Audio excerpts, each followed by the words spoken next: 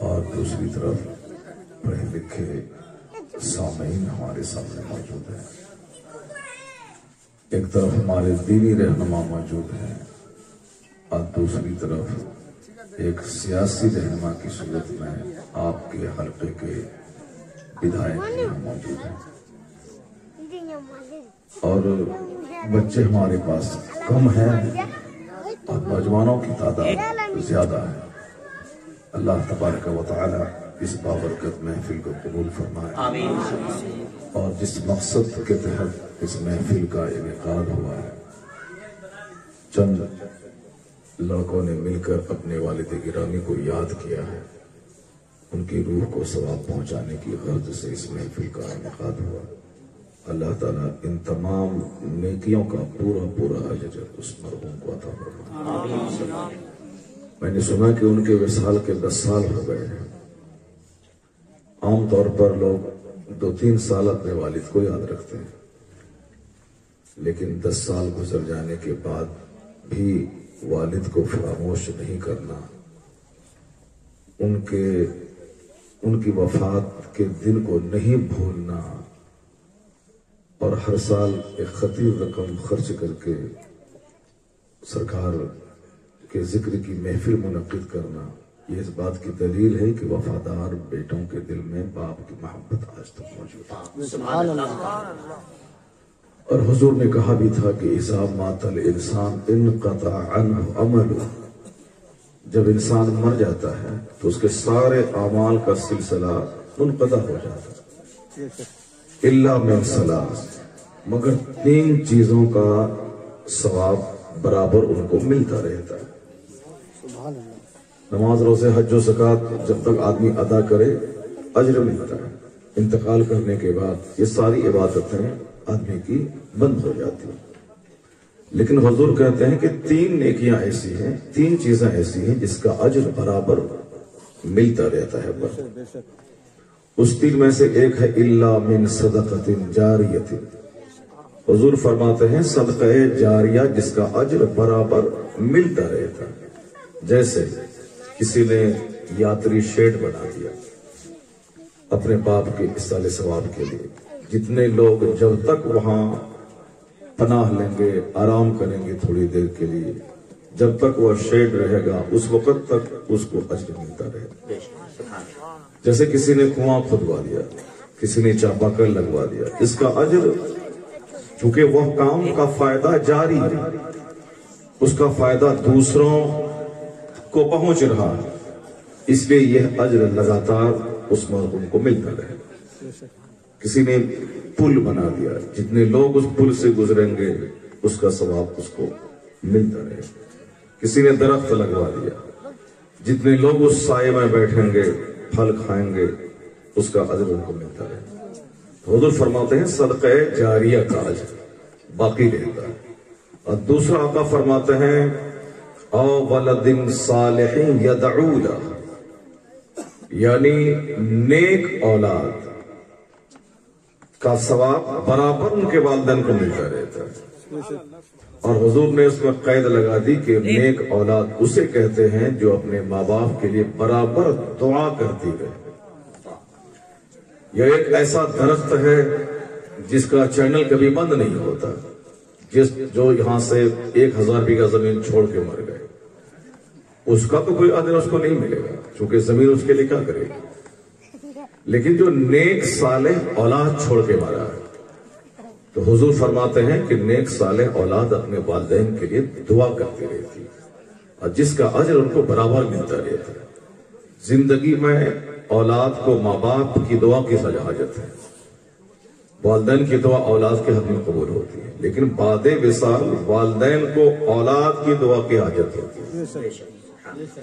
حضور فرماتے ہیں کہ ولد صالح، نیک اولاد کی پہچان یہ ہے کہ وہ خانہ کعبہ کا طواف بھی کرے تو وہ اولاد دعا کرتی ہے اللہم اغفر لی ولوالدی، اے اللہ مجھے بخش دے، میرے ماں باپ کو بخش دے. گنبد خضرا کے حضور بھی نیک اولاد دعا کرتی ہے تو کیا کہتی ہے اللہم اغفر لی ولوالدی، اے اللہ مجھے بخش دے، میرے ماں باپ کو بخش دے. نماز پنجگانہ کے بعد بھی وہ اولاد دعا کرتی ہے اللہم اغفر لی ولوالدیہ، اے اللہ مجھے بخش دے، میرے ماں باپ کو بخش دے۔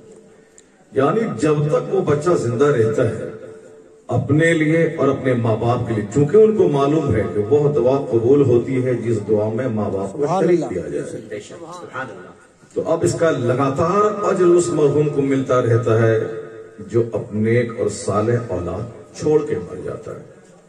آقا فرماتے ہیں تیسری چیز علمی ينتفع بہ، یعنی وہ علم جس سے فائدہ اٹھایا جائے۔ جیسے کسی نے کوئی کتاب لکھ دی، لکھنے والا مر گیا، اب ہزاروں آدمی اس کتاب کو پڑھنے کے بعد اس سے علم کی پیاس بجھاتے ہوں، راہ راست پہ آتے ہوں، اللہ کا ڈر ان کے دل میں بیٹھتا ہو، حضور کی سچی محبت ان کے سینے میں آتی ہو۔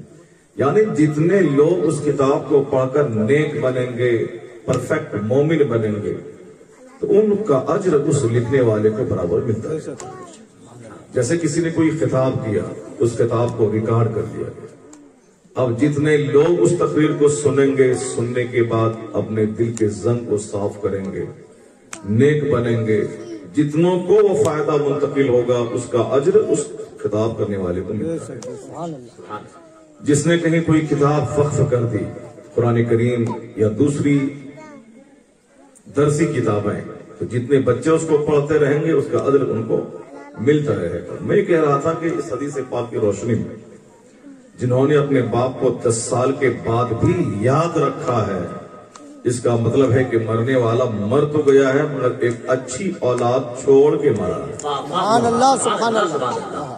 ورنہ میں پہلے ابھی آج سے 5 سال پہلے میں راجستھان کا مکرانہ جو ماربل سٹی کہلاتا تھا وہاں گیا تھا۔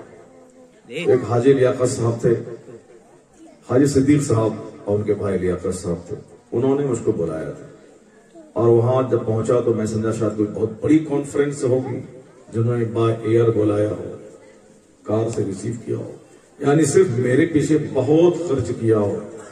میں سمجھا کوئی چندہ وندہ ہوا ہوگا اور پورے اجتماعی پروگرام ہوگا، لیکن وہاں جانے کے بعد پتا چلا کہ ایک فرما بردار بیٹا اپنے باپ کی برسی کے موقع پر اور پروگرام کا انعقاد کیا۔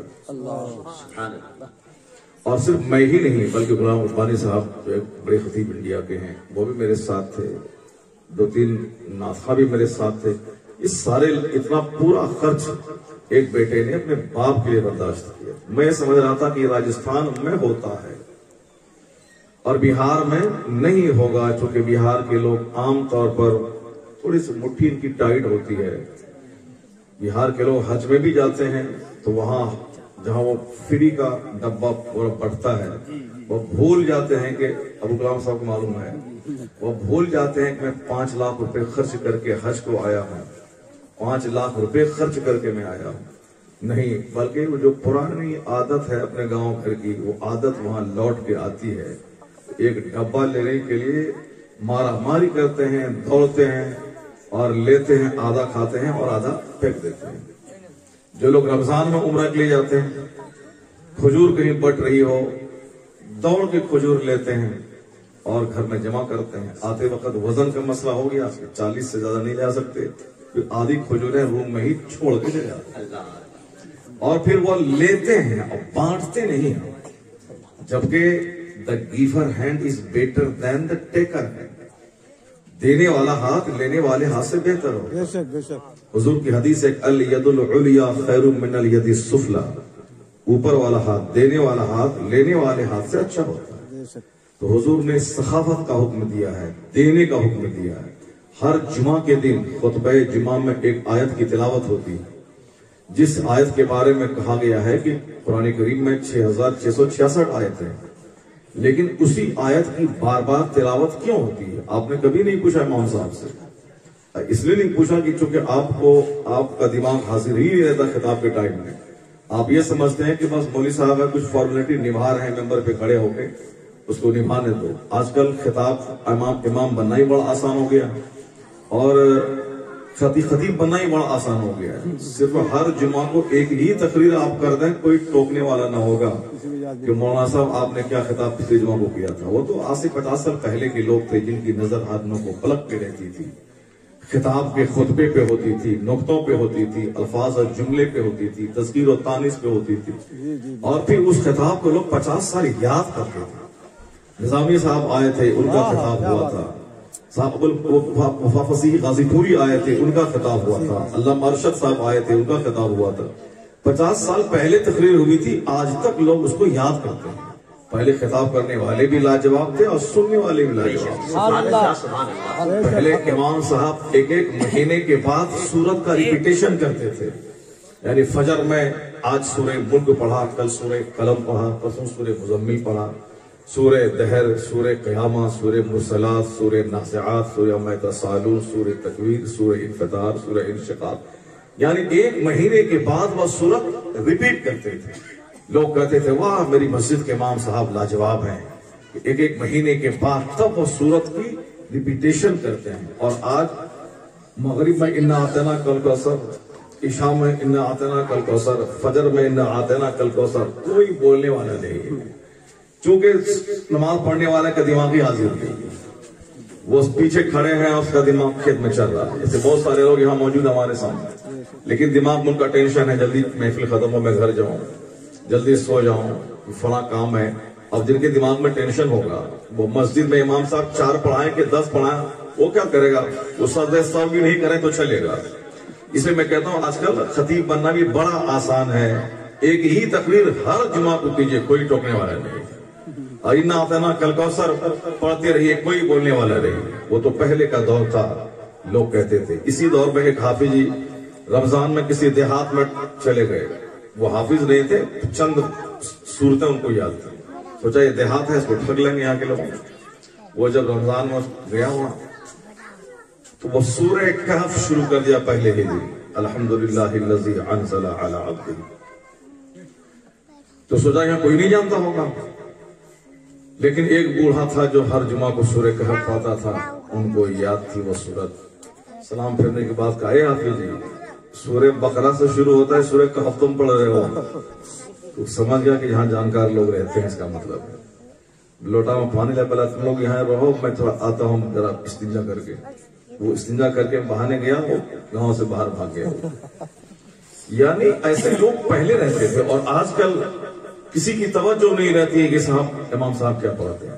سچ بتائیے کہ خطبہ جمعہ میں ان اللہ یأمر بالعدل والاحسان وایتاء ذی القربى وینہی عن الفحشاء والمنکر والبغی یعظکم لعلکم تذکرون۔ ہماری عمر 50 سال ہو رہی ہے، اب 45 سال سے تو مجھ کو یاد ہے کہ ہم ہر جمعہ کے دن پہلے تو یہ سنتے تھے کہ جہاں ان اللہ یأمر بالعدل شروع کیا تو بچپن میں ہم لوگ سب اٹھنے کی تیاری کرنے لگتے تھے اور کبھی کبھی اٹھ جاتے تھے پہلے، اب خطبہ ختم ہو رہا۔ لیکن آج تک 45 سال کی عمر ہو گئی، 45 سال سے میں سن رہا ہوں، حرمین شریفین میں بھی، انڈیا کے ہر شہروں میں بھی، لیکن کسی نے یہ آج تک نہیں پوچھا کہ حضرت قرآن میں 114 سورتیں ہیں، 6666 آیتیں ہیں، لیکن صرف اسی آیت کی تلاوت ہر خطبہ جمعہ میں کیوں ہوتی ہے؟ کسی نے نہیں پوچھا، چونکہ وہ سمجھ لیا کہ اس کو پڑھنا ضروری ہے، اس لیے مولوی صاحب پڑھتے ہیں۔ اتنی سوچ سمجھ دنیات کے تعلق سے، جبکہ وہ آدمی سوال کرتا ہے کھیت کے بارے میں کہ کتنا یوریا ڈالنا ہے، کتنا کمپوسٹ ڈالنا ہے، کتنا ایکڑ زمین ہے، کتنا بیج ڈالنا ہے، یہ سب ان کو دوسروں سے بیوقوف آدمی پوچھتا ہے دوسروں سے۔ لیکن دین کے بارے میں اتنا سست ہمارے لوگ واقع ہوئے ہیں کہ نہ کچھ پوچھنا ہے، نہ کچھ جانچنا ہے، صرف تنقید کرنی ہے، نقطہ چینی کرنی ہے امام صاحب کے کپڑے کا، امام صاحب کپڑے کے کلر کا، امام صاحب کے چلنے کا، یہ سب تو تبصرہ کرنا ہے، لیکن یہ نہیں کہ خطاب میں کیا پڑھا جاتا ہے، کن صورتوں کی تلاوت ہوتی ہے۔ کبھی نہیں پوچھا کہ مغرب میں کون صورت پڑھنی چاہیے، عشاء میں کون، اور فجر میں کون، طوال مفصل کسے کہتے ہیں، اوساط مفصل کسے کہتے ہیں، قصار مفصل کسے کہتے ہیں۔ بخاری شریف کے حدیث میں آیا ہے کہ حضور ہر جمعہ کے دن فجر کی نماز میں سورہ سجدہ پڑھا کرتے تھے۔ مولانا صاحب آج 50 سال ہو گئے، آپ نے ایک دن بھی کبھی بھی جمعہ کے دن حضور کی اس حدیث پر عمل کرتے ہوئے کبھی سنت سمجھ کر سورہ سجدہ کی تلاوت آپ نے نہیں کی۔ آخر کیا مطلب ہے؟ ہم کبھی نہیں پوچھتے ہیں ان اللہ یأمر بالعدل والاحسان، کیوں ریپیٹیشن ہوتا ہے؟ اب نہیں پوچھتے ہیں تو میں اپنی طرف سے آپ کو کہہ دیتا ہوں کہ اب اس آیت کریمہ کے بارے میں آیا ہے کہ قرآن میں کوئی دوسری صورت نہیں بھی ہوتی، کسی آیت کا نزول نہیں بھی ہوتا، صرف یہی ایک آیت نازل ہوتی، مفسر فرماتے ہیں کہ قرآن کے نازل ہونے کا جو مقصد تھا وہ سارا مقصد اسی ایک آیت سے پورا ہو گیا، یعنی ایک کمپلیٹ اور ایک جامع آیت ہے یہ آیت کریمہ۔ سورہ نحل 14 پارے کی یہ سورت ہے، یہ آیت ہے۔ اللہ نے وہ ساری باتیں، جتنی بھی گڈنس ہیں، جتنی بھی اچھائیاں ہیں اور جتنی بھی برائیاں ہیں جس کو اللہ روکنا چاہتا ہے، ان تمام اچھائیوں کا حکم اور تمام برائیوں سے رکنے کا حکم اس آیت کریمہ میں دے دیا گیا، یعنی اس کو پھیلا دیں تو ہزاروں کتاب بن جائے، اس کو سمیٹ دیں تو بس وہ آیت کریمہ ان اللہ یأمر بالعدل والاحسان، صاف لفظوں میں تین چیز کا حکم دیا گیا اور تین چیزوں سے روکا گیا۔ ان اللہ یأمر بالعدل والاحسان وایتاء ذی القربى۔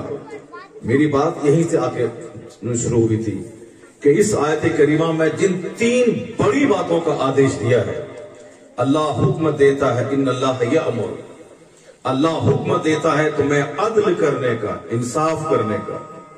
وہ عدل کا میدان بہت وسیع ہے، یعنی بیوی کے درمیان عدل، اولاد کے درمیان عدل، پڑوسی کے درمیان عدل، اپنے رشتہ داروں کے درمیان عدل، یعنی عدل کا میدان اتنا وسیع ہے کہ زندگی کے ہر ڈپارٹ، ہر چھیتر میں جہاں ظلم ہوتا ہے، عدل کا برعکس ہے ظلم، جہاں ظلم ہو وہاں نفرتیں پھیلتی ہیں، وہاں تناؤ اور کشیدگی ہوتی ہے، وہاں مار دھاڑ قتل کا بازار گرم ہوتا ہے، اور جہاں عدل ہو بھلے ہی دولت نہ ہو مگر عدل کی خوشبو سے جنت نشاں ماحول بن جاتا ہے۔ جہاں انصاف کا خون ہوتا ہو وہیں ریوولٹ ہوتا ہے، بغاوت ہوتی ہے، اور جہاں عدل ہوتا ہو وہاں زمین بھی سونے اگلتی ہے، آسمان سے بھی رحمتوں کی بارش کے قطرے زمین پہ آتے ہیں، اور ایسا لگتا ہے کہ 3 دن کا بھوکا آدمی بھی جنتی خوشبو محسوس کرتا ہے۔ جس سماج میں کوئی ظالم نہیں ہو اس سے بہتر کوئی سماج نہیں۔ اب عدل کا میدان بہت بڑا وسیع ہے۔ حضور نے فرمایا ہے کہ قیامت کے دن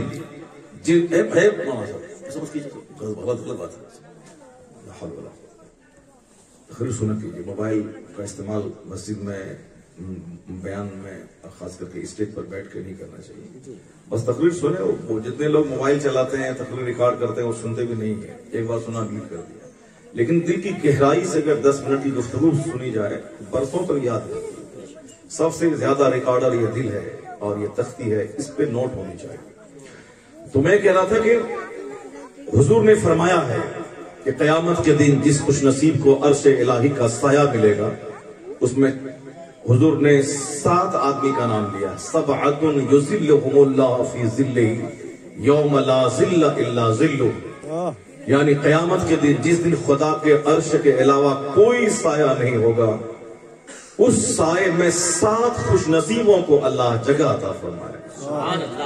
اس 7 میں سے پہلا نام جو حضور نے لیا ہے، آقا فرماتے الملک العادل، یعنی سب سے پہلا شخص قیامت کے دن جس دن کوئی درخت کا سایہ نہیں، چونکہ قیامت کا جو دن ہوگا سارے درختوں کو مسمار کر دیا جائے گا، سارے پہاڑ روئی کے گالے کی طرح اڑیں گے۔ اللہ فرماتا ہے وَتَكُونُ الْجِبَالُ كَالْعِهْنِ الْمَنْفُوشِ، یہ پہاڑ زمین کا پیلر ہے، جو زمین چونکہ پانی پر ہے، اور جب زمین ہلنے لگی تو زمین کے نیچے کا میٹیریلز کو اوپر لا کر سولیڈیٹی یعنی ٹھوس کی شکل دے کے اس کو پہاڑ بنا دیا گیا۔ یہ پہاڑ زمین کو ہلنے سے روکتا ہے، یہ پہاڑ پیلر ہے۔ The mountains are pillar، یہ پہاڑ پیلر ہے، اور اسی کو قرآن نے کہا کہ ہم نے اس پہاڑ کو کھوٹا بنایا، ہم نے اس پہاڑ کو کھوٹا بنایا ہے۔ وَجَعَلْنَا الْلِبَاسَ، ہم نے رات کو لباس بنایا اور ہم نے پہاڑ کو کھوٹا بنایا۔ اس طریقے سے اللہ فرماتا ہے کہ پہاڑ پیلر ہے۔ ویگیانکوں نے آج کھوج کی کہ پہاڑ پیلر ہے، अब कुरान करीम 1400 साल पहले से ऐलान कर रहा है कि ये पहाड़ पिलर है, सुभान अल्लाह, जमीन का खंबा है। तो अब जब खंबा ही नहीं रहे तो फिर मकान कैसे टिकेगा? क़यामत जब करीब आएगी तो अल्लाह फरमाता है वतकूनुल जिबालु कल इहनिल मनफूश, यानी जिस दिन ये पहाड़ रुई के गाले की तरह उड़ने लगेंगे, ये पहाड़ उड़ेगा और ये जमीन वइज़ा ज़ुलज़िलतिल अर्दु ज़िलज़ालहा, जमीन में जलजला आएगा। और फिर वइज़ल बिहार सुज्जरत, समंदर के पानी को बहा दिया जाएगा। वइज़ल बिहार सुज्जरत, समंदर के पानी को बहा दिया जाएगा। वइज़ल बिहार सुज्जरत, जब समंदर के पानी में आग लगा दी जाएगी, यानी ये जमीन का 3 हिस्सा पानी का है, वो पानी बह जाएगा, उसमें आग लग जाएगी, सारे दरख्त मिस्मार हो जाएंगे, पहाड़ रुई के गाले की तरह उड़ेंगे, जमीन तांबे की हो जाएगी, सवा नेज़े पे आफताब होगा, कोई साया ना होगा। अभी तेज धूप निकलती है तो आदमी दीवार का साया ढूंढता है, दरख्त का साया ढूंढता, वहां कोई साया ना होगा सिवाय अल्लाह के अर्श के साया के। आदमी, हुजूर फरमाते हैं कि 7 खुशनसीबों को खुदा के अर्श का साया मिलेगा। उसमें सबसे पहला शख्स अल मलिकुल आदिल, यानी द जस्ट रूलर, यानी वो बादशाह जो अदल करने वाला। दूसरे नेकों का चर्चा बाद में हुजूर ने किया, सबसे पहला चर्चा अल मलिकुल आदिल, यानी अदल करने वाला बादशाह जो अदल करता हो। चूंकि जहां ह्यूमन सोसाइटी होती, इंसानी समाज होता है, अच्छे लोग भी होते हैं, अत्याचारी भी होते हैं, तो अच्छे लोगों को हक दिलाना, जालिमों के देने थाम लेना, ये सबके बस की बात नहीं है। जिसका सीना तमाम कुदूरत से पाक होगा, चाहे उनका अपना बेटा क्यों न मुजरिम हो, उसे भी वो सजा दिलाएगा। और अक्सर लोग फेल हो जाते हैं जब गरीबों की बात आती है तो उसके खिलाफ उसकी हिमायत, उनके खिलाफ फैसला होता है। अमीरों की बात आती है, लेकिन जब गरीबों की बात आती है, अपने रिश्तेदारों की बात आती है, वहां आदमी का दोहरा मेयार हो जाता है, फैसला बदल जाता है। बेटे ने ज़िना किया, अब उनको संसार करना, 100 कोड़े लगाना, ये हर बाप के बस की बात नहीं। बाप हो उमर जैसा तो फिर वहां भाई भतीजा नहीं, वहां अल्लाह का कानून देखा जाता है।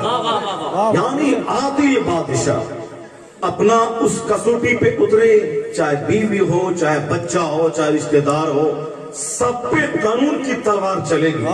क्योंकि अदल करना बहुत मुश्किल काम है, और जो मुश्किल काम करेगा तो अल्लाह क़यामत के दिन अपने अर्श का साया उसको नसीब फरमाएगा। अल मलिकुल आदिल, यानी द जस्ट रूलर, सबसे पहला शख्स जिसको अल्लाह अर्श का साया नसीब करेगा वो बादशाह आदिल है। नमाज पढ़ना बंद कमरे में बहुत आसान है, 1000 का नमाज पढ़ना अच्छा आसान काम है, लेकिन दूध का दूध, पानी का पानी फैसला करना ये बहुत मुश्किल काम है। इसलिए हदीस में आया है कि जो बादशाह एक साथ मजलूमों को हक दिलाने के लिए इंसाफ करता हो, तो एक घड़ी इंसाफ करना 60 साल की नफल इबादत से बेहतर है। चूंकि इसका ताल्लुक अवाम से है, इसका ताल्लुक दूसरों के बेनिफिट से है। मैं कुरान पढ़ूंगा रोजाना, एक खत्म कुरान, उसका फायदा मुझ तक पहुंचेगा। मैं हर दिन रोजा नफल रोजा रखूं, उसका बेनिफिट मुझ तक महदूद है। लेकिन अदल करने का, इंसाफ करने का, इसका ताल्लुक दूसरों से है। सखावत करने का, इसका ताल्लुक दूसरों से है। मजलूमों को हक दिलाने का, इसका ताल्लुक दूसरों के बेनिफिट से है। इसलिए जो फायदा अपने तक सीमित रहे उसका अज्र महदूद होता है, और जिनका फायदा दूसरों तक पहुंचता हो उसका अज्र लामहदूद होता है। इसलिए अल्लाह के अर्श के साये में उसको जगह मिलेगी जो अदल करने वाला बादशाह। उसी जगह एक दूसरी हदीस में आया है, सलासतुन ला युकल्लिमुहुमुल्लाहु यौमल क़ियामा वला युज़क्कीहिम वला यंज़ुरु इलैहिम वलहुम अज़ाबुन अलीम। मुस्तफा फरमाते हैं, मुस्लिम शरीफ की हदीस में आया है, 3 शख्स ऐसे हैं जिससे अल्लाह क़यामत के दिन बात नहीं करेगा। अल्लाह उनकी तरफ निगाह रहमत से नहीं देखेगा, अल्लाह उनको गुनाहों से पाक नहीं करेगा, وَلَهُمْ عَذَابٌ أَلِيمٌ، ان کے لیے دردناک عذاب ہے۔ ان تین میں سے پہلا شخص جس کا نام حضور نے لیا ہے وہ ہے ملک کذاب، یعنی جھوٹ بولنے والا بادشاہ، یعنی جو بادشاہ جھوٹ بولتا ہو، ملک کذاب۔ اس بادشاہ کو اللہ قیامت کے دن گناہوں سے پاک نہیں کرے گا، اللہ تعالیٰ اس کی طرف نگاہ رحمت سے نہیں دیکھے گا، اس کے لیے دردناک عذاب ہے۔ چونکہ بادشاہ سے قوم کی امیدیں وابستہ ہوتی ہیں، ان کی ہر بات کو لوگ توجہ سے سنتا ہے، ان کو اپنے لیے اسیر سمجھتا ہے، اور وہی جب جھوٹ بولنے لگے تو بادشاہ کے جھوٹ بولنے سے کروڑوں کو مایوسی حاصل ہوتی ہے، کروڑوں کا دل شکستہ ہوتا ہے، کروڑوں کی امیدوں پہ پانی پھر جاتا ہے۔ جو کروڑوں کے دل کو توڑے، جو کروڑوں کے مفاد پہ پانی پھیر دے، اس کو تو دردناک عذاب ملنا ہی چاہیے۔ اس لیے مصطفیٰ فرماتے ہیں ملک القذاب، جھوٹ بولنے والا بادشاہ، اللہ اسے نہ گناہوں سے پاک کرے گا، نہ ان کی طرف نگاہ رحمت سے دیکھے گا، ان کے لیے دردناک عذاب ہے۔ جو بادشاہ ظالم ہوتا ہے وہ اپنے ظلم پہ پردہ ڈالنے کے لیے جھوٹ کا سہارا لیتا ہے، بھلے ہی دنیا میں چند دن وہ اپنے جھوٹ کی کھیتی کر لے، مگر قیامت کا ایک دن جو 50,000 سال کے برابر ہوگا، اس دن اس ظالم کا بھانڈا پھوڑا جائے گا۔ جن کا استحصال کیا، جن کا ایکسپلائٹیشن کیا، جن کے جذبات سے کھیلا، جن پر ظلم کیا، جھوٹ بول کر جن کو ٹھگا ہے، ان سبوں کے سامنے جب ان کی جگ ہسائی اور رسوائی ہوگی، اس دن وہ تمنا کرے گا کہ کاش میں کسی دیہات کے دیہاتی کا بیٹا ہوتا، سیاست نہ کرتا، حکومت نہیں کرتا، بادشاہت نہیں کرتا، مزدوری کرتا، مزدور بن کے مر گیا ہوتا، تاکہ میری رسوائی بھی زیادہ نہ ہوتی۔ جتنے لوگ جن کو جانتے ہیں ان کی رسوائی بھی اتنی خطرناک ہوا کرتی ہے۔ ظالم، ان الظلم ظلمات یوم القیامہ، قیامت کے دن ظلم اندھیرا لاتا ہے۔ یہ دنیا 4 دن کی چاندنی، پھر اندھیری رات۔ یہ کب تک ظالم رہیں گے، کب تک ظلم کریں گے، کب تک جھوٹ بولیں گے؟ مسلمانوں کو دل برداشتہ ہونے کی کوئی ضرورت نہیں ہے، چونکہ دنیا کا 100 سال اللہ کے سامنے 1 سیکنڈ ہے، اور 100 سال کوئی بادشاہ بن کے اگر رہ بھی جائے تو بھی 1 سیکنڈ ہے۔ اس لیے ان کی سلطنت، ان کی حکومت، ان کی جاہ و حشمت، وقتی اقتدار کو دیکھ کر نروس نہیں ہونا چاہیے۔ چوک چوراہے پہ یہ نہیں بولنا چاہیے کہ اللہ کہاں ہے، اللہ کیوں نہیں اس کی خبر لے رہا ہے۔ 10 سال میں گھبرا گئے، اگر اللہ سب کی خبر لے فوری دنیا میں، تو جو بولتا ہے چوک چوراہے پہ کہ اللہ کہاں ہے اور اس ظالم کی خبر نہیں لے رہا ہے، تو پھر وہ بھی بچ نہیں پائے گا وہ جو ایسا بول رہا ہے۔ کیونکہ اللہ اگر بندوں کی خبر لے اور فوری سزا دے، تو حدیث پاک میں آیا ہے کہ ایک وقت کی نماز چھوڑنا اتنا بڑا ظلم، اتنا بڑا گناہ کبیرہ ہے کہ حضور فرماتے ہیں من فاتتہ العصر کانما وطر اہلہ ومالہ۔ بخاری شریف کی حدیث میں ہے کہ جس نے عصر کی نماز چھوڑ دی، گویا ان کا مال، ان کا اہل و عیال سارا کنبہ تباہ و برباد ہو گیا۔ ایک وقت کی نماز چھوڑنا حرام اور گناہ کبیرہ، جیسے زنا کرنا حرام، شراب پینا حرام، سود کھانا حرام، اس سے بھی بڑا گناہ ہے نماز پنجگانہ چھوڑنا۔ چونکہ کوئی 10 سال شراب پیا، توبہ کر لیا، اللہ چاہے گا اس کی توبہ قبول کر کے اس کو معاف کر دے گا، لیکن جس نے اس پر نماز فرض ہوئی 15 سال میں، وہ نماز شروع کرے گا 25 سال میں، تو بھلے ہی 50 عمرہ کر لے، 50 حج کر لے، لیکن یہ 10 سال کی نماز اس کے ذمے سے ساقط نہیں ہوگی۔ 50 عمرہ کرنے کے بعد بھی اسے 10 سال کی قضا نماز ادا کرنی ہی پڑے گی۔ یہ نماز کوئی حج، کوئی عمرہ اس نماز کو ساقط نہیں کروا پائے گا۔ اس نقطۂ نظر سے نماز چھوڑنا شراب پینے سے بھی بڑا گناہ ہے۔ یہ بتائیں کہ جو چوراہے پہ بیٹھ کے بولتا ہے اللہ کہاں ہے، خبر نہیں لیتا ان ظالموں کی، اگر اللہ گرفت کرے تو وہ ظالم کہاں بچے گا جو فجر کی نماز چھوڑا ہے، جو ظہر کی نماز چھوڑا ہے، جو عصر کی نماز چھوڑا ہے۔ جو 25 سال سے چھوڑتے ہوئے آ رہا ہے. نماز فرض ہوئی 15 سال میں اور آج 50 سال کی عمر ہو رہی ہے، اب تک نمازی بن نہیں پایا. ہفتے میں ایک دن جمعہ میں جا کے چونچ مار کے چلا آیا. کبھی کوئی مہمان آیا، کبھی کہیں پھنس گیا تو 2 چونچ مار لیا. اسی چونچ مارنے کے نام نماز ہے کیا؟ نماز فرض ہوتی. حضور فرماتے ہیں مرو اولادکم بالصلاۃ وہم ابناء 7 سنین. جب بچے کی عمر 7 سال ہو نماز کا آدیش دے. واضربوہم علیہا وہم ابناء 10 سنین. اس کو مار کے نمازی بنا جب بچے کی عمر 10 سال ہو جائے. وفرقوا بینہم فی المضاجع. 10 سال کی عمر کا بچہ جب نمازی ہو اس کا بستر الگ کر دے. آج دنیا میں بستر الگ نہ کرنے کی وجہ سے جو گرلز ہاسٹل میں، جو بوائز ہاسٹل میں جتنی بد اخلاقیاں پیدا ہوئی ایک بستر پر سونے کی وجہ سے، نہ جانے اقلام بازی، نہ جانے ہینڈ پریکٹس، نہ جانے مشت زنی، نہ جانے عورتوں کا عورتوں کے ساتھ ہم جنس پرستی کرنا، یہ ساری برائیاں ایک بستر پہ سونے کی وجہ سے، خاص کر کے ہاسٹل سے برائیاں پیدا ہوئی ہیں. حضور نے 1400 سال پہلے کہا تھا کہ بچہ کو 10 سال عمر جب پہنچے تو مار کے نمازی بنا، اور جب نمازی ہو جائے وَفَرِّقُوا بَيْنَهُمْ فِي الْمَضَاجِعِ، یعنی ان کی خوابگاہوں میں ان کے بستر کو الگ کر دے. اگر اس حکیم، اس معلم کائنات کی اس حکمت پہ عمل کیا گیا ہوتا تو 11 سال کا کوئی بچہ، کوئی بچی بے نمازی نظر نہیں آتی. اور پھر اگر حضور کی اس حکمت پہ عمل ہوتا تو دنیا میں اقلام بازی، مشت زنی، بے شمار بد اخلاقیوں کا خاتمہ ہو جاتا. وہ شکل کو نہیں. اسلام کے ایک ضابطے میں جیون دان ہے. یہ اور بات ہے کہ آج اس پہ توجہ نہیں دیتا. میری بات وہاں چلی ہے کہ اللہ کہاں ہے جو ان کا ڈینا نہیں تھامتا.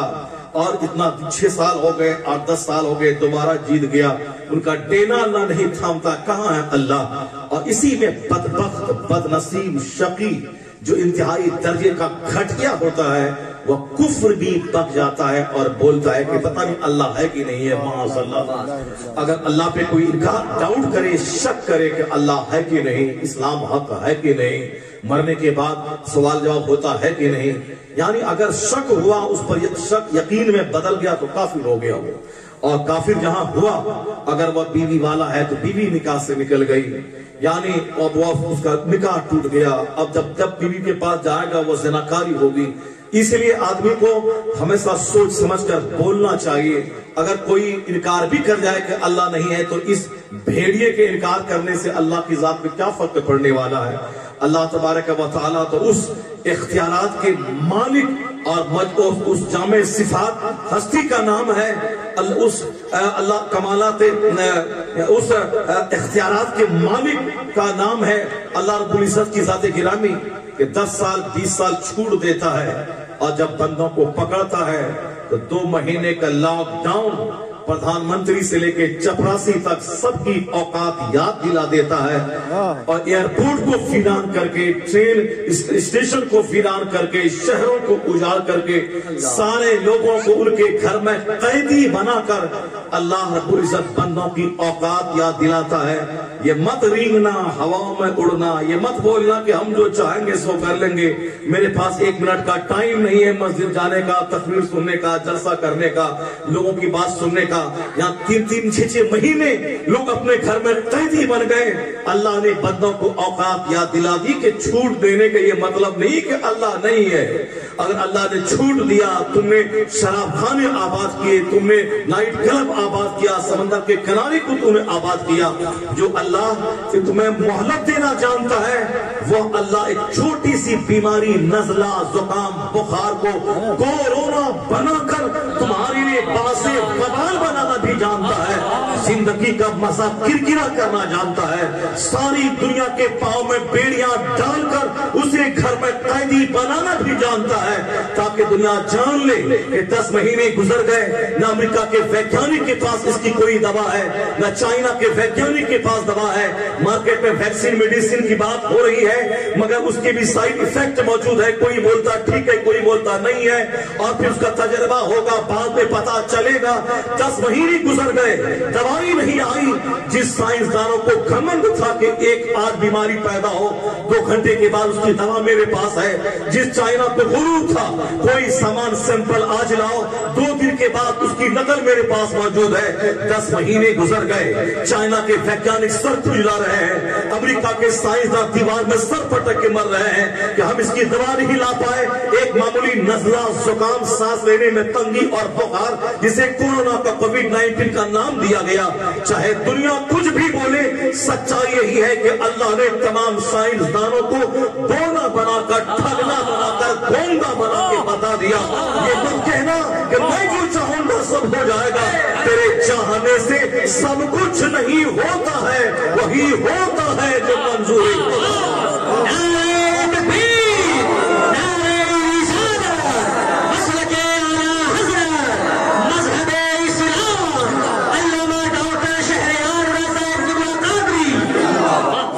अल्लाह अगर फौरी गिरफ्त नहीं करे, इसका ये मतलब नहीं कि अल्लाह ताला नहीं है। अल्लाह के नजदीक 100 साल 1 सेकंड है। मरने के बाद की जो दुनिया है वहां का एक दिन कान मिक़दारुहु 50,000 सना, आया है क़यामत का एक दिन 50,000 साल के बराबर होगा दुनियावी गिनती के हिसाब से। तो उसके मुकाबले में दुनिया का 100 साल एक पानी का कतरा समंदर के सामने, 1 सेकंड का करोड़वां हिस्सा भी नहीं। और 100 साल में बचपन, जवानी, बुढ़ापा तीनों पीरियड है। 15 साल के बचपन आवारगी में गुजर गए, 25 साल की जवानी हापा थापी, पढ़ने, नौकरी तलाश करने, फिर नौकरी मिलने के बाद ऑफिस जाने, शादी करने, बच्चा पैदा करने, बच्चा को पढ़ाने, उनको शादी दिलाने, केस मुकदमा के लिए कचहरी दौड़ने में दाढ़ी के बाल सफेद हो गई 50 साल उम्र। उसके बाद फिर आंख बनाने, दांत बनाने, जोड़ का दर्द इलाज कराने, लीवर का इलाज कराने में डॉक्टर के पास दौड़ने में खत्म हो गए 70 साल। चलिए अब नरेटी दावा मलिकुल मौत ने, चलो अपने अंजाम को पहुंच जाओ। 100 साल का कोई आदमी अगर जिंदा है भी वो बोझ है समाज के लिए। 100 साल के अंदर बचपन भी, जवानी भी, बुढ़ापा भी, लेकिन कयामत का एक दिन 50,000 साल के उसके मुकाबले में दुनिया का 100 साल, उसकी कोई हैसियत है क्या? अब इसी 100 साल में लोग धोखा खा गए। 100 साल तो कोई हिंदुस्तान का हाकिम बन भी नहीं पाएगा। अगर बन भी गया तो 100 साल 1 सेकंड है, तो 1 सेकंड की हैसियत क्या है कयामत के सामने? तो फिर तुम घबरा क्यों गए अल्लाह है कि नहीं? 6 साल में क्यों घबरा गए? 10 साल में क्यों घबरा गए? 25 साल में क्यों घबरा गए? रह जाए मोदी जी 50 साल हिंदुस्तान के हाकिम, उसकी हैसियत क्या है? ये 50 साल 1 सेकंड है अल्लाह के सामने, और इसकी कोई हैसियत नहीं है अल्लाह के सामने। तो अल्लाह ताला के सामने इस दुनिया की क्या हैसियत है, जरा गौर से सुनिए। अल्लाह फरमाता है फलौला अन यकूना अन्नासु उम्मतन वाहिदा ला जअलना लिमन यकफुरु बिर्रहमान लिबुयूतिहिम सुकुफन मिन फिद्दा व मआरिजा अलैहा यज़हरून व लिबुयूतिहिम अबाबन व सुररन अलैहा यत्तकिऊन व ज़ुखरुफा। अल्लाह फरमाता है अगर सारे लोगों के काफिर होने का चांस नहीं होता, जरा गौर से सुनिएगा, दौलत है मारवाड़ी की, सिंधी की, गुजराती की, काफिरों को देखा, हमारा जलील किस्म का खसीस और कमीना सिफत बेटा जो इस्लाम नहीं सीखा, जो मौलवी को धान कलेक्शन करने वाला फकीर समझ बैठा, जो मदरसे को यतीम खाना अनाथालय समझ के वहां पढ़ने वाले पढ़ाने वालों को हकीर समाज का कमजोर तबका समझ लिया, जिसने कुरान पाक की तालीम को खातिर में नहीं लाया, वो मौलवी साहब को ट्यूशन पाक कुरान पढ़ लेंगे, डॉक्टर इंजीनियर बन गया, करोड़ों रुपए कमा रहा है, कुरान पढ़ना नहीं आता है, सूरह फातिहा जिंदगी भर नहीं पढ़ सका, डॉक्टर बना, इंजीनियर बना, विधायक बना, एमएलए बना, सांसद बना, मंत्री बना, सब बना, सुबहान रब्बियल आला पढ़ना नहीं आया। वैसी विधायकी, वैसा संसद बनना, वैसा मंत्री बनना, वैसा 50 खरब रुपए कमाना किस काम का, जिसको सुबहान रब्बियल आला पढ़ना नहीं आया। तो क्या मतलब, ये 2 दिन की सल्तनत, 4 दिन की चांदनी, वो इसकी हैसियत क्या है? शीला दीक्षित वो सीएम थी दिल्ली की, मगर आज कहां है कोई जानता भी नहीं कि वो कब्र में किस खेमे में है। राम विलास पासवान मंत्री थे, कुर्सी के लिए उन्होंने जमहूरियत का खून किया। पहले जब वह बोलता था तो लोग कहते थे राम विलास पासवान जी बोल रहे हैं, एक डेमोक्रेटिक लीडर बोल रहा है जो समझौता नहीं करता, मगर कुर्सी के चलते उन्होंने जमहूरियत का खून करके एक सांप्रदायिक पार्टी के साथ उन्होंने अलायंस का, सिर्फ इसलिए ताकि मंत्रालय रहे। अभी पूछे उनको मंत्रालय कहाँ गया, वजारत कहाँ गई? लोग थूकते हैं उसूल, कुर्सी की खातिर उसूल का खून करने वाला। हाँ, अगर उसूल का खून किया था तो सब दिन मंत्री बना रहता, लेकिन अभी कहां गया हुआ? अगर वह कुर्सी पे थूक देता और अपने उसूल पर कायम रहता तो मरने के बाद भी लोग कहते कि मर्द आहन था वो। लोग कहते कि वो उसूल का आदमी था, उसूल का आदमी था, सिद्धांतवादी था वो। सल्तनत को ठुकरा दी मगर उसूल का खून नहीं किया। लोग इसको याद रखते हैं। कहां गए अरुण जेटली? कहां गए शीला दीक्षित? कहां गई रामविलास पासवान? कहां गए बड़े बड़े दूसरे मंत्री? कहां गए? बहुत चीखती थी, चिल्लाती थी साहब। वो उमा भारती की एक सहेली थी, वो कहां चली गई? वो सब लोग कहां चले गए? किसी को रहना नहीं है।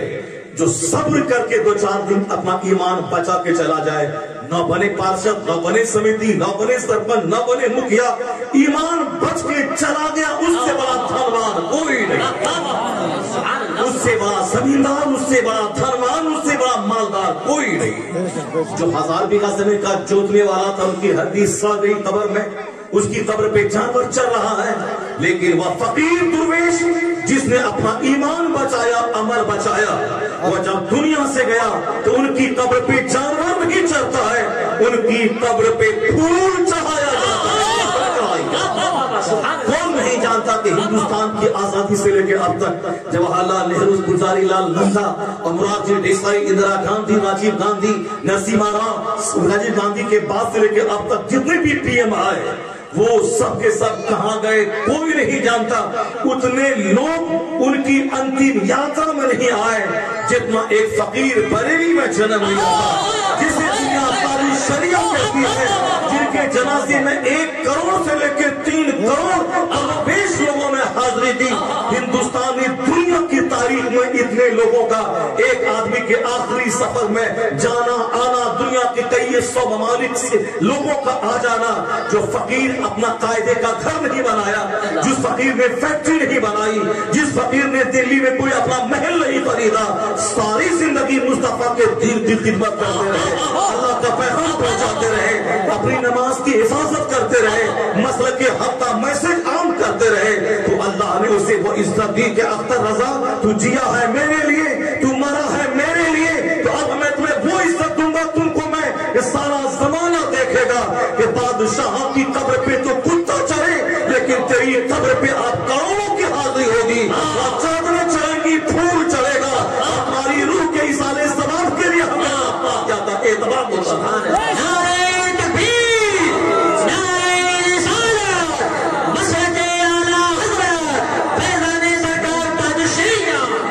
A man who dedicates his life for the sake of Allah, जो अपना जीवन अल्लाह के लिए समर्पित कर देता है, डेडिकेट कर देता है, Allah gives him name, Allah gives him fame, Allah gives him popularity, Allah gives him eternal happiness, अल्लाह उसे शोहरत, मकबूलियत, इज्जत, दायमी खुशी अता फरमाता है। दुनिया की लज्जतों में कुछ नहीं रखा है। आप घबराएं मत कि 6 साल 8 साल 100 साल की जब कोई हैसियत नहीं है अल्लाह के सामने, ये 2-4-10 साल में आप घबरा क्यों गए?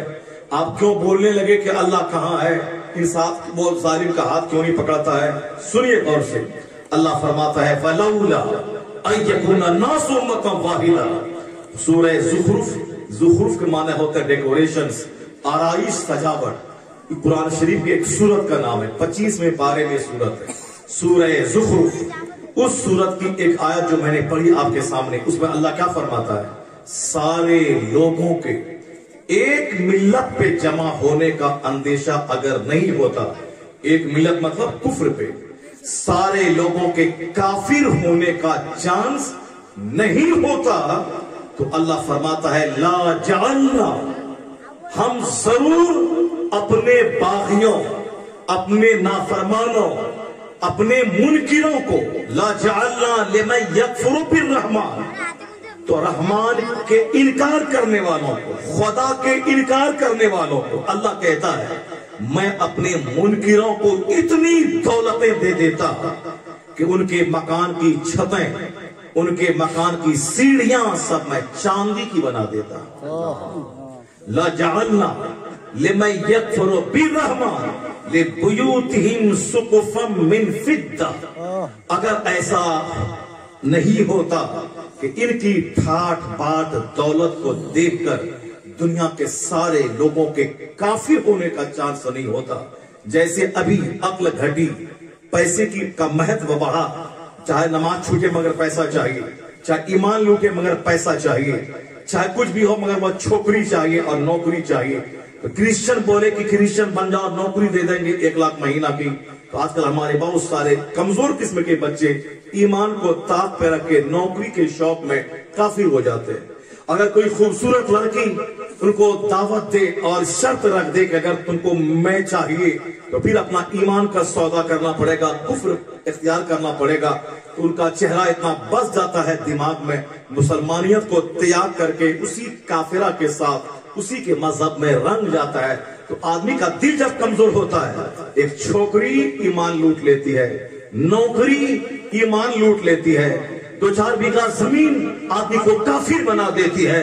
اس لیے حضور نے کہا کہ سیاتی علی الناس زمان، القریب لوگوں پہ ایک زمانہ آئے گا یصبح مومنا و یمسی کافرا. آدمی صبح مومن رہے گا شام کافر ہو جائے گا، شام مومن رہے گا صبح کافر ہو جائے گا. اس وقت وَيُبِيعُ دِينَهُ بِعَرَضٍ مِّنَ الدُّنْيَا، آدمی اپنے دین کو دنیا کے چند سکوں کے بدلے میں بیچ ڈالے گا، دین کو آدمی خاطر میں نہیں لائے گا. اللہ کیا کہتا ہے؟ سب کے کافر ہونے کا چانس نہیں ہوتا تو ہم کافروں کو اتنی دولت دیتے، ان کے مکان کی چھتیں چاندی کی بنا دیتے. یہ کوئی مولانا مولوی نہیں بولا کہ بریلی شریف کا امام احمد اللہ خان نہیں بول رہا ہے، یہ اللہ کا کلام، قرآن کی آیت ہے. اللہ فرماتا ہے اگر سب کے کافر ہونے کا چانس نہ ہوتا تو ہم ان کافروں کے مکان کی چھتیں چاندی کی بنا دیتا، ان کے مکان کی سیڑھیاں چاندی کی بنا دیتا. وَلِبُيُوتِهِمْ أَبْوَابًا وَسُرُرًا عَلَيْهَا يَتَّكِئُونَ وَزُخْرُفًا، ان کے مکان کے فرنیچر، ان کے مکان کے دروازے وہ سب چاندی کی بنا دیتا. زخرفا، طرح طرح کی آرائشوں سے اس کے گھر کو بھر دیتا، یعنی ہیرے جواہرات سے، سونے چاندی سے ان کافروں کے گھروں کو میں بھر دیتا. اللہ کہتا ہے اگر سب ان کی ٹھاٹ باٹ کو دیکھ کر سارے لوگ کافر ہو جاتے کہ کافروں کے مزے ہیں، گھر میں سونے چاندی کا گھر چاہیے، وہ کافر ہو جاتا. تو اللہ فرماتا ہے وَإِن كُلُّ ذَلِكَ لَمَّا مَتَاعُ الْحَيَاةِ الدُّنْيَا.